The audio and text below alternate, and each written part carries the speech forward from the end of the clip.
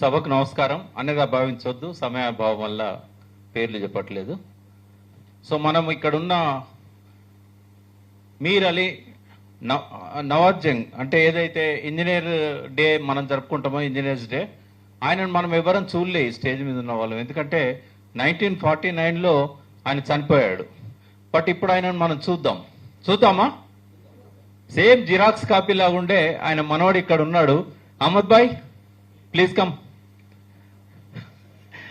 Xerox copy, అదే height, అదే లావు, same.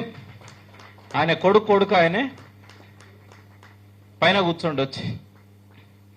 So Fazal Ali commission భాషను ఒక్కదాన్నే కాదు, నదులను కూడా రాష్ట్రాల విభజనకు క్రైటీరియా తీసుకున్నది. కొద్ది గీత వంకర పెట్టి గోదావరి యువతల తెలంగాణ అంటే శ్రీధర్ మరాఠా పోయేవాడు, మనకు దొరికేవాడు కాదు. బీదర్ ఎట్లయితే పోయిందో ఆదిలాబాద్ కూడా పోయేది. సో శ్రీధర్ గారికి అభినందనలు. 2 పుస్తకాలు కూడా చాలా బాగా రాశారు. కుట్రల గురించి నేను చెప్పదలుచుకున్నాను, ఎందుకంటే శ్రీధర్ చాలా సౌమ్యుడు. నిన్న మొన్నటి దాకా డిపార్ట్మెంట్లో పనిచేశాడు కాబట్టి ఆయన కొన్ని పరిమితులు ఉంటాయి. కుట్రలు కుతంత్రాల గురించి ఒక రాజకీయ నాయకునిలాగా ఆయన చెప్పలేడు. అవి నా స్పీచ్లో ప్రధానంగా ఉంటాయి. వాటితో పాటు దేశపతి గారు ఆదేశించినట్టుగా ఈ డౌట్స్, క్లారిటీస్ అన్నీ కూడా ఇందులో ఉంటాయి.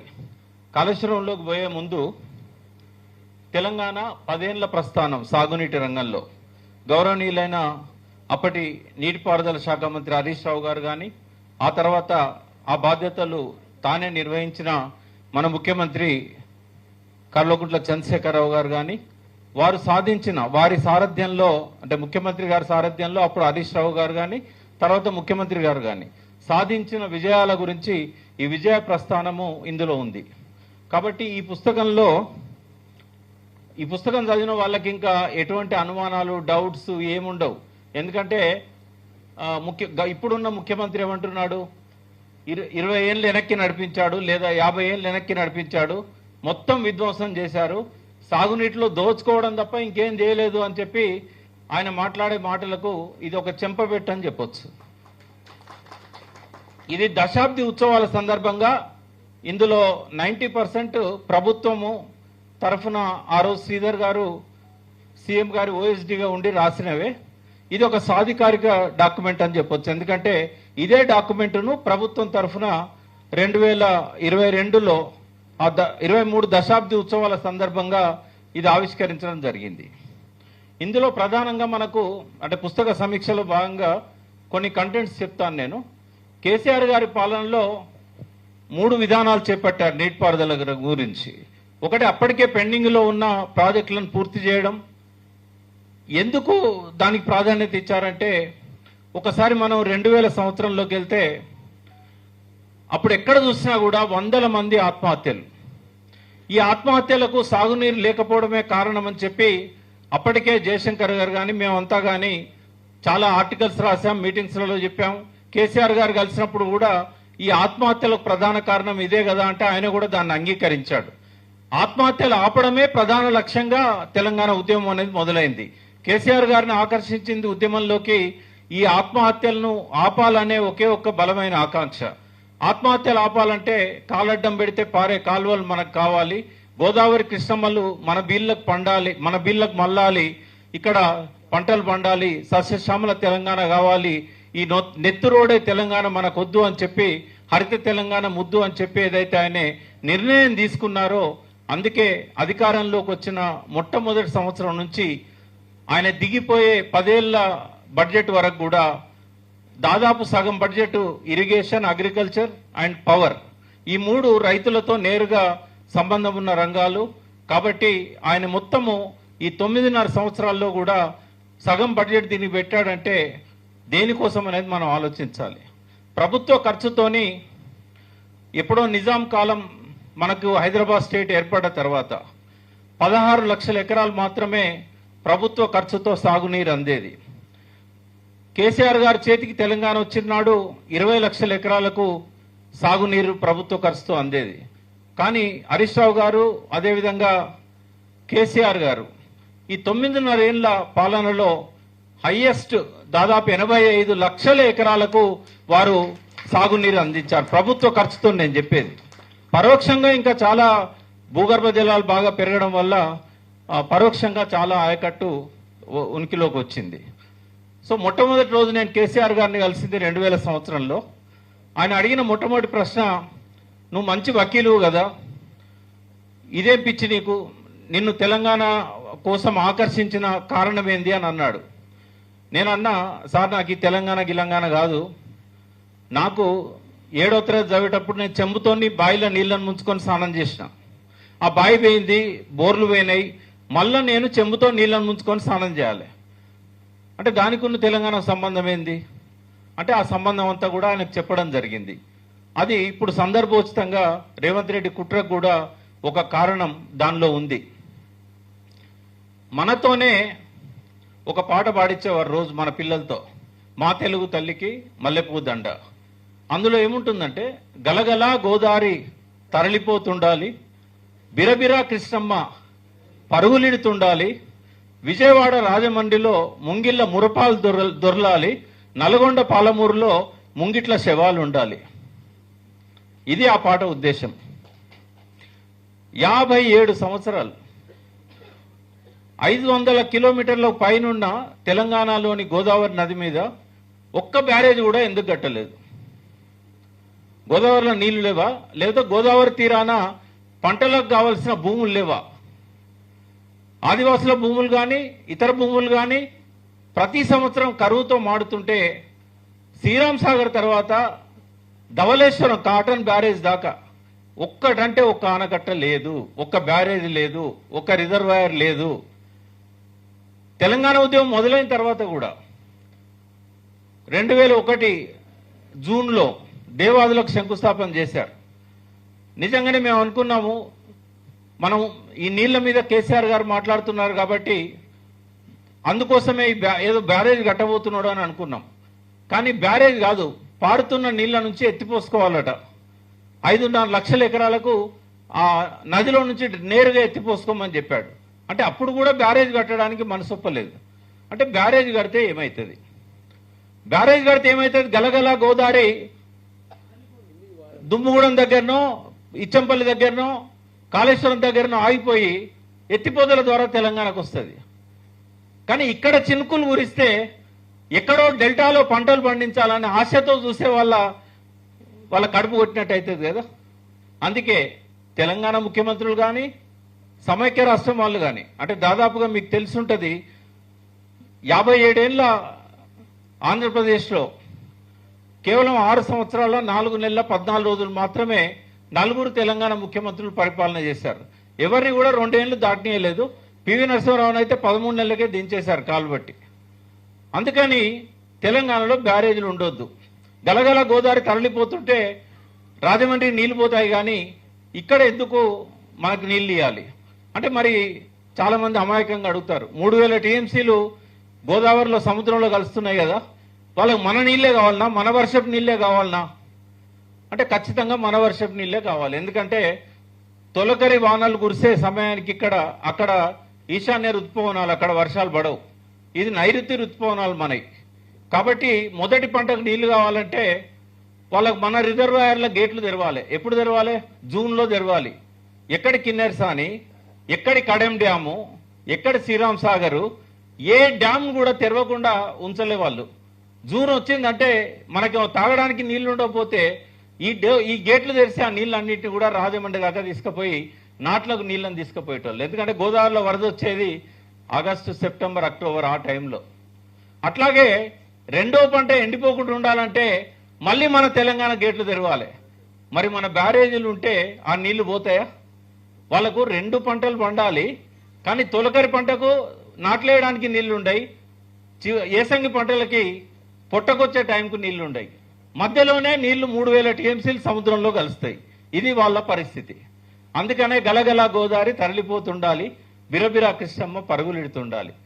ఇప్పుడు గలగల గోదావరి తరలిపోతున్నదా లేదా?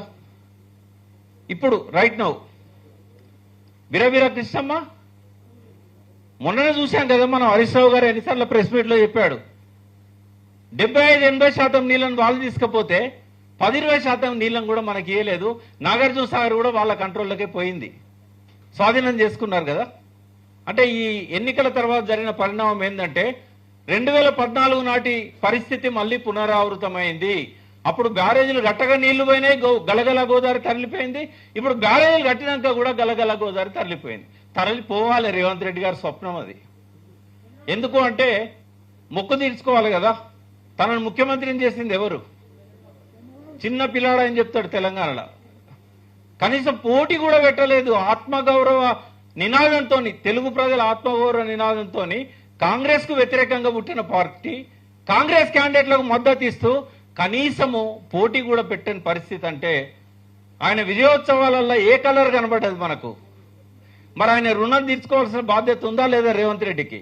అందుకే ఈ కుట్ర ఏంటంటే కాళేశ్వరం కూలేశ్వరం అన్నా, మేడిగడ్డ ఒక 2 పియర్లు 3 పియర్లు దెబ్బతింటే అన్నారం బ్యారేజ్ మేడిగడ్డ మొత్తం నాశనమైపోయిందని అన్నా, కాళేశ్వరంలో ఎన్ని 28 ప్యాకేజీలలో ఎన్ని పెద్ద పెద్ద ప్రాజెక్టులు ఉన్నాయో అవన్నీ పక్కకు పెట్టి 1,02,000 కోట్లు కేవలం అన్నారం సుందిల్లా ఈ మేడిగడ్డ బ్యారేజీల మీదనే ఖర్చు పెట్టారని చెప్పినా, 1,00,000 కోట్లు దోచుకున్నాడని చెప్పినా, ఆయన ఉద్దేశం ఈ కాళేశ్వరం దండగా అని చెప్పినా కూడా ఆయన అంతర్గతంగా ఆయన మనసులో ఉన్నది చంద్రబాబు కావాల్సింది గలగల గోదావరి తరలిపోతుండాలి, బిరబిరా కృష్ణమ్మ పరుగులెడుతుండాలి, రాజమండ్రి విజయవాడలో బంగారు పంటలు పండుతూ ముంగిట్ల మురిపాలు దొరలాలి, మళ్ళీ మరొకసారి నల్గొండ పాలమూరులో వలసలు శవాలు మనకుండాలి.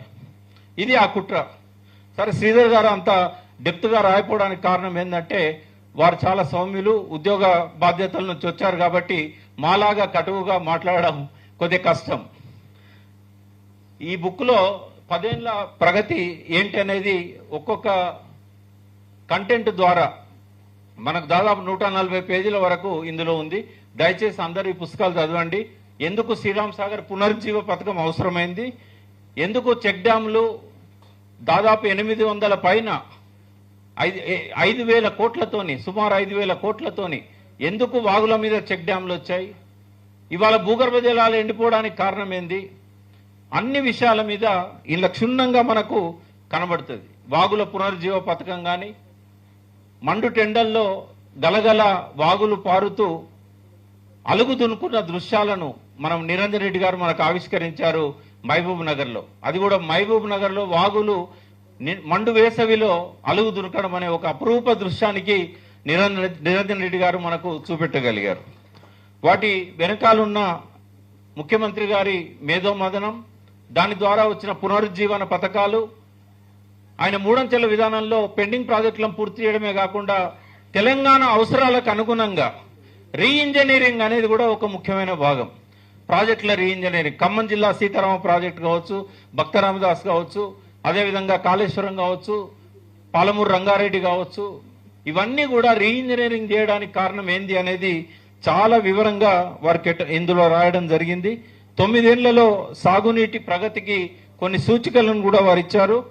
తెలంగాణ రాష్ట్ర సమితి మేనిఫెస్టో రాసేటప్పుడు 2014 మార్చి ఆ టైంలో కేసీఆర్ గారు మాతో ఒక మాట అన్నారు. ఎన్ని నియోజకవర్గాలు ఉన్నాయో హైదరాబాద్ సిటీ మినహా, అట్లాగే అర్బన్లో కొన్ని ప్యూర్ అర్బన్ కాన్స్టిట్యున్సీలు వదిలేస్తే ఒక 100 నియోజకవర్గాలకు ప్రతి నియోజకవర్గానికి 1,00,000 ఎకరాలకు సాగునీరు ఇవ్వడం అనేది మన లక్ష్యం కావాలి అని చెప్పి ఆ మేనిఫెస్టోలో వారు అనౌన్స్ చేయడం జరిగింది.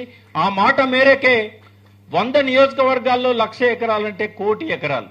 అందుకే 1,00,00,000 ఎకరాలు మాగాణం నా స్వప్నం అన్నాడు ఆయన. 1,00,00,000 ఎకరాల మాగాణం నా స్వప్నం అన్నాడు. ఒకవేళ ఈ టర్మ్ కూడా కొనసాగి ఉంటే 1,35,00,000 ఎకరాలు నా స్వప్నం అని ఆయన ఆ రోజే చెప్పారు. ఇదంతా కూడా ఈ నీటి వాటా కోసం, అట్లాగే ప్రాజెక్టుల తుమ్మిడికి సంబంధించిన ప్రాజెక్టు కోసం కానీ హరీష్ రావు గారు, కేసీఆర్ గారు అనేక సార్లు మహారాష్ట్రకు వెళ్ళి ఎన్ని ప్రయత్నాలు చేశారు. ఇవాళ ఏదో అలవోకగా కొంతమంది చెప్తారు. ఇవాళ మన తెలంగాణలో ఏమున్నా లేకున్నా పర్టికులర్గా బుద్ధిజీవులలో మా శ్రీధర్ గారు వారిని గొప్పగా టేకేదారులు అంటారు. అంటే ఈ తెలంగాణ అంతా మేమే టేకేదారులం అన్నట్టుగా వ్యవహరిస్తారు. మేధావులు వాళ్ళు, మరి వాళ్ళని ఇప్పుడు నేను దుర్భాషలు ఆడలేను, కానీ ఆగం అనేది మాత్రం వాళ్ళ నరాన జీర్ణించకపోయింది. ఆగమంటే ఎట్లుంటుందంటే గద్దెగిరిందంటే ఎద్దెగిరింది అంటారు, దురపోతి ఇన్నిందంటే తలుగు పట్టుకొని పోతారు. ఒకడేమో ఉద్యమకారులకు ఉద్యోగాలు ఇవ్వలేదు అని, ఉద్యమకారులకు పదవులు ఇవ్వలేదని ఓడంటాడు. ఇంకోడు అంటాడు ఉద్యమకారులకు పదవులు ఇచ్చి బానిసలను చేసుకున్నాడు అని అంటాడు ఇంకోడు. ఈ ఆగము సాధారణ ప్రజల్లో తక్కువ ఉంటుంది, కానీ బుద్ధిజీవులలో, మేధావులలో, విద్యావంతులలో, హక్కుల నేతలలో, జర్నలిస్టులలో కొంతమంది విప్లవ రచయితలలో నరాన పొంగి ప్రవహిస్తున్నది. ఈ ఆగం రాయిలను కొంచెం మనం అర్థం చేసుకొని దూరం పెట్టాలి, లేకుంటే మనం కూడా సూర్యుని చూపెడితే వేలును చూడాల్సి వస్తుంది. చాలా మంది ఉన్నారు సూర్యుని చూపెడితే వేలు చూసేటోళ్ళు. ఇక కాళేశ్వరానికి వద్దాం ఒకసారి. ఈ జలసాధన ఉద్యమం అనేది ఒకటి కేసీఆర్ గారి సారథ్యంలో, హరీష్ రావు గారి నాయకత్వంలో నవంబర్ 25, 2002 నుంచి జనవరి 6, 2003 40 రోజుల పాటు సాగింది. మేమంతా కలిసే ఉండేవాళ్ళం. నాకు తెలిసి హరీష్ రావు గారు 40 రోజుల్లో 40 గంటలు పండడో లేదో. అంతా ఫాలో అప్ చేయడం, ఒక్కొక్కరి ఫోన్లు చేయడం, రోజుకొక కార్యక్రమం ఉండే తెలంగాణ అంతా. కేసీఆర్ గారు మాట్లాడిన 10 నిమిషాల స్పీచ్, అట్లాగే ఇందాక తలాపున పారుతున్న గోదావరి లాంటి ఒక 15-16 పాటలతోని 2 క్యాసెట్లు కేసీఆర్ గారు దగ్గరుండి తెల్లవారుజామున 4 దాకా కవులను కూర్చోబెట్టుకొని రాయించిన పాటలు అవన్నీ. అంతకుముందు విమలక్క లాంటి వాళ్ళు పాడిన పల్లె పల్లెన పల్లెర్లు మొలిసే లాంటి పాటలు, గోరేటెంకర రాసిన కంపతారు సెట్ లాంటి పాటలు, సీతానం ఏడుందిరా అని, ఇట్లాంటి పాటలన్నీ కూడా ఆ 40 రోజులు తెలంగాణ ప్రజలల్లా నీళ్ల సోయిని కలిగించింది. ఆ నీళ్ల సోయి వల్లనే ఎక్కడో మారుమూల ప్రాంతాలలో ఉన్న రైతాంగం అంతా కూడా తెలంగాణ ఉద్యమంలోకి వచ్చి పాల్గొన్నారు. అయితే ఎందుకు చెప్తున్నానంటే, ఇవాళ మరొక్కసారి ఇదే జలసాధన ఉద్యమం అనేది మరొక పేరుతోని తీసుకొచ్చి, ఎందుకంటే ఒక తరం మారింది కాబట్టి స్వరం మారింది. ఆ స్వరం మారింది కాబట్టి ఇవాళ అమాయకులైన తెలంగాణ ప్రజలను, తెలంగాణ జలసాధన ఉద్యమం అప్పుడు పుట్టని వాళ్ళను, తెలంగాణ వచ్చినప్పుడు కొత్తగా పుట్టిన వాళ్ళను సక్సెస్ఫుల్గా ఈ సోషల్ మీడియా కానీ ముఖ్యమంత్రి గారు కానీ పక్కదారి పట్టిస్తున్నాడు. కాబట్టి మనం ఎన్ని సోషల్ మీడియాలు వాడుకున్నా కూడా, ఎన్ని ప్రెస్ మీట్లు పెట్టినా కూడా అది సరిపోదు. మరొక 40 రోజులు ఈ తెలంగాణ జలసోయిని కల్పించడానికి కాళేశ్వరమే అది, కూలేశ్వరం కాదు. ఎన్నో అంతర్జాతీయ ప్రశంసలను పొందిన ఈ కాళేశ్వరం గురించి కానీ, రీడిజైనింగ్ గురించి కానీ, కేసీఆర్ పడ్డ తపన కానీ, రాత్రి 2 దాకా ఇంజనీర్లను కూర్చోబెట్టుకొని చేసిన సమీక్షలు కానీ, అన్ని విషయాల మీద కూడా మరొకసారి మనం జనంలోకి పోవడానికి ఈ 2 కూడా AK-47 లాగా మనకు పనికొస్తాయి. కాళేశ్వరం విషయానికి వచ్చినప్పుడు కొన్ని మీకు ఏవైతే అనుమానాలు రేకెత్తిస్తున్నారో ముఖ్యమంత్రి గారు, ఆయన ముఠా, ఇందాకనే ఒక కుట్ర చెప్పాను. ఆయన ఉద్దేశం ఏందో మీకు ముందు స్పష్టం చేశాను. ఆయన లేవనెత్తిన అనేక అంశాల మీద శ్రీధర్ గారు దాదాపుగా 16 అంశాల మీద, 16 అంశాలలో 100కు పైన సబ్ హెడింగ్స్ ఉంటాయి. వీటన్నిటి మీద కూడా ఆయన క్లారిటీ ఇవ్వడం జరిగింది. ఒక్కసారి మనము తెలంగాణకు ఎప్పటికి కూడా జీవధారే కాళేశ్వరం, అది గుర్తుంచుకోండి. ఎందుకంటే కృష్ణానదిలో నీళ్లు లేవు, మనకు చాలవు.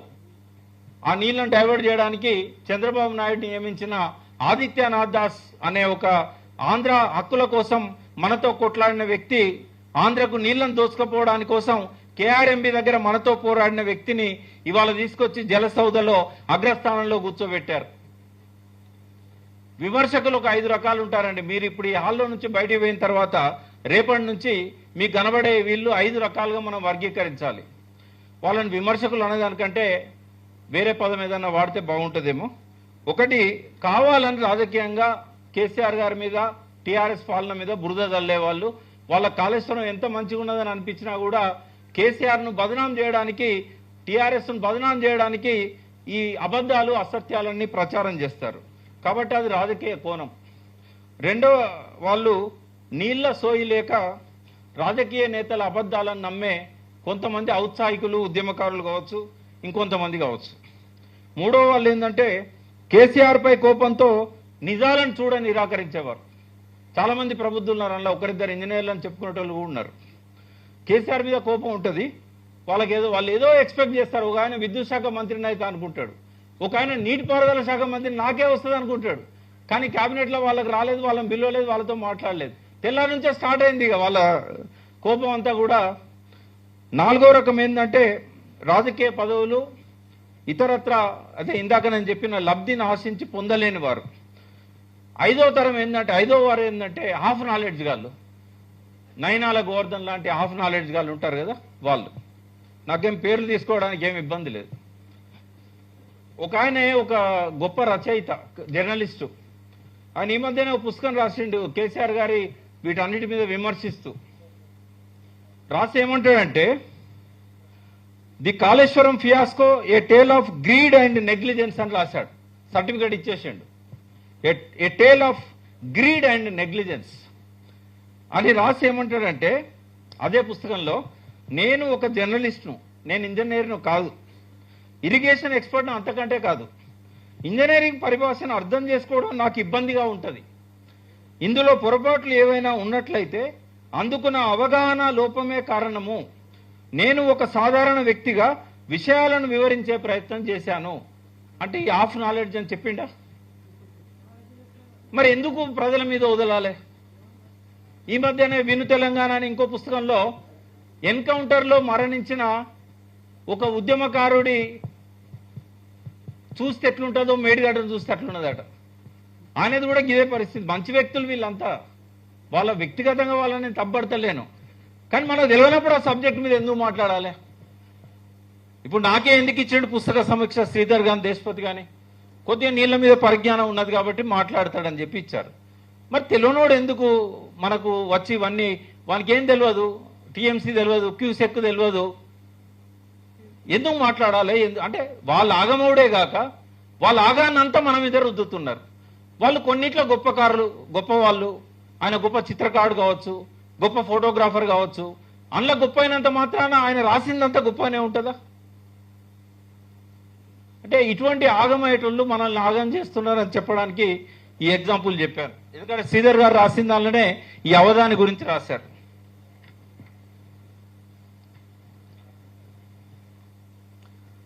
ఈ ఆగమయ్యే దానిలో నాకు చెప్పడానికి ఏం అభ్యంతరం లేదు. ఎందుకంటే పీసీ ఘోష్ గారే కొంతమంది పెద్ద మనుషులు, అంటే మామూలు మనుషులు కాదు వాళ్ళు, తెలంగాణ ఉద్యమ రథసారథులు. వాళ్ళని అడిగాడు, దేన్ని బట్టి మీరు ఈ విమర్శలన్నీ చేస్తున్నారు అని. మేము మీడియాలో వచ్చిన వార్తలను బట్టి అన్నారు. వెళ్ళిపోండి, లేచి వెళ్ళిపోండి, ఇక మీరు చెప్పేది ఏం లేదన్నాడు. పేర్లు చెప్పాను నేను, తెలంగాణ ఉద్యమ రథసారథులు.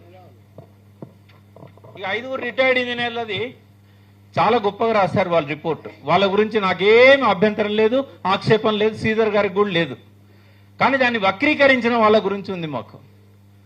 మేడిగడ్డ బ్యారేజీ నిర్మాణానికి అంటే ముందు లైడార్ సర్వే కోసం 2 హెలికాప్టర్లను ఇచ్చి, అప్పుడు ఇరిగేషన్ మినిస్టర్గా హరీష్ రావు గారే ఉన్నారు, ఒక 5 గొప్ప ఇంజనీర్లను, మన తెలంగాణ గర్వించదగ్గ బిడ్డలు వాళ్ళను రిటైర్డ్ ఇంజనీర్స్ అందరు కూడా వాళ్ళను హెలికాప్టర్లో పంపించి వాళ్ళకి ఇచ్చిన అసైన్మెంట్ ఏంది, ఇది ఒక్కటి జాగ్రత్తగా వినండి. వాళ్ళకి ఇచ్చిన అసైన్మెంట్ ఏంటంటే, మేడిగడ్డ నుంచి నేరుగా టన్నెల్ ద్వారా కానీ, ఎత్తిపోతల ద్వారా కానీ, కాలువల ద్వారా కానీ, సొరంగాల ద్వారా కానీ మిడ్ మానేరుకు డైరెక్ట్గా నీళ్ళని తీసుకురావచ్చా? ఎందుకంటే ముఖ్యమంత్రి గారు ఏమనుకున్నారంటే, మనం ఒక లైన్ గీస్తే స్ట్రైట్గా మనకు డిస్టెన్స్ తగ్గుతుంది, ఎత్తిపోతల ఖర్చు తగ్గుతుంది అని చెప్పి వారు అడిగారు. ఏ డిసిషన్ కూడా తన సొంత నిర్ణయం కాదు కేసీఆర్ గారిది, మేమంతా వారి వెంటే ఉన్నాం. అప్పుడు వారు ఏది కూడా ఎవరైతే ఎక్స్పర్ట్స్ ఉంటారో ఎక్స్పర్ట్స్ తోని మాట్లాడి వాళ్ళు చెప్పిన దానికే కొంచెం తొందరగా చేయమని అనేవాడు తప్ప, గిట్లెట్లయితే గట్లెట్లయితే అని చెప్పి వంకలు పెట్టినవాడు కాదు, సైట్లో ఆయన ఇష్టం వచ్చినట్టు మార్చడం చేసినవాడు కాదు. సో వాళ్ళకి ఇచ్చిన అసైన్మెంట్ ఏంటంటే, మేడిగడ్డ టు మిడ్ మానేర్ నేరుగా తీసుకురావచ్చా? వాళ్ళు ఏం చెప్పారు, నేరుగా తీసుకురావడం కుదరదు అన్నాడు.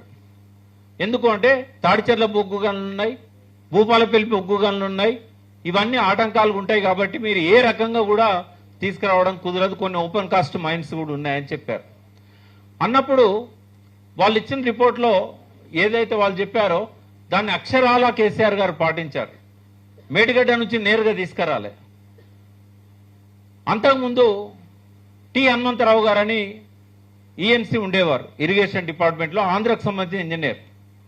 ఆయన ఏమన్నాడంటే, స్టెప్ లాడర్ టెక్నాలజీ అని, అంటే నిచ్చెన లాంటిది గోదావరి మీద మేడిగడ్డ దగ్గర నుంచి శ్రీరామ్ సాగర్ దాకా ఒక్కొక్క బ్యారేజ్ కట్టుకుంటూ వాటర్ షేక్ హ్యాండ్ ఇచ్చుకుంటూ ఒక 13 బ్యారేజీలు కట్టి శ్రీరామ్ సాగర్ నింపాలని చెప్పి అప్పుడు ఆయన ఒక ప్రతిపాదన పెట్టాడు. అప్పుడు శ్రీరామకృష్ణయ్య అని ప్రభుత్వ సలహాదారు ఉండేవాడు. ఆయన కూడా దాన్ని సమర్థించాడు. Step ladder technology. ఆ స్టెప్ లాడర్ టెక్నాలజీలో 20-25 ఏళ్ల కింద మొదటి బ్యారేజ్ అంటే గోదావరి ప్రాణహిత సంగమం తర్వాత మొదటి బ్యారేజ్ ఎక్కడ ఉండాలని చెప్పి హనుమంతరావు గారు సూచించారో, ఎక్కడ కట్టాలని శ్రీరామకృష్ణయ్య గారు ఎన్టీ రామారావు గారికి సలహా ఇచ్చారో అక్కడికి ఒక 10-15 గజాల దూరంలోనే మేడిగడ్డ కట్టింది తప్ప ఎక్కడో కట్టలేదు. అది కేసీఆర్ గారి సొంత ఆలోచన కాదు.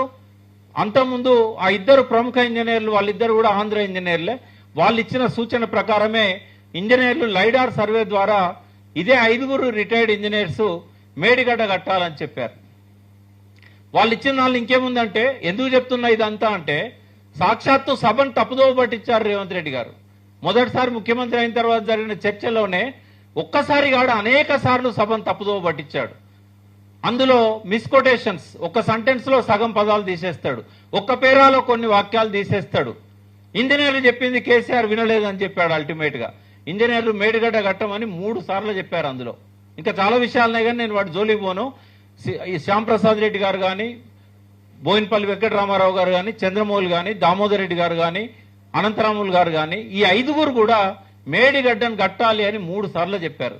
వాళ్ళు ఇచ్చిన లెక్క 105 మీటర్ల ఎత్తున కట్టినట్టయితే మనకు సరిపోయే నీళ్ల నిల్వ ఉంటుందని చెప్పారు. కానీ ముంపు ఎక్కువ ఉంటుందని కేసీఆర్ గారు దాన్ని 5 మీటర్లు తగ్గించి 100 మీటర్లకే దాన్ని కుదించడం జరిగింది. ఈ వాస్తవాలన్నీ కూడా శ్రీధర్ గారు చాలా చక్కగా ఈ పుస్తకంలో చెప్పడం జరిగింది. అయిపోయింది లాస్ట్. ఒక్కసారి బుక్ లో ఉన్న అంశాల మీద 16 అంశాల మీద నేను ఒక్కొక్క 2 సెకండ్ల చొప్పున చెప్తాను. గోదావరి నదీ జలాల పట్ల ఒక అవగాహన ఇచ్చడానికి చాలా ప్రయత్నం చేశాడు. ఎందుకంటే నవాబ్ అలీ నవాజ్ జంగ్ ఎట్లయితే 28 లక్షల ఎకరాల గోదావరి నీళ్లను మళ్లించాలని చెప్పి కలలు కన్నాడో ఆ కళ సాకారం కాలేదు. నీలం సంజయ్ రెడ్డి భగ్నం చేశాడు.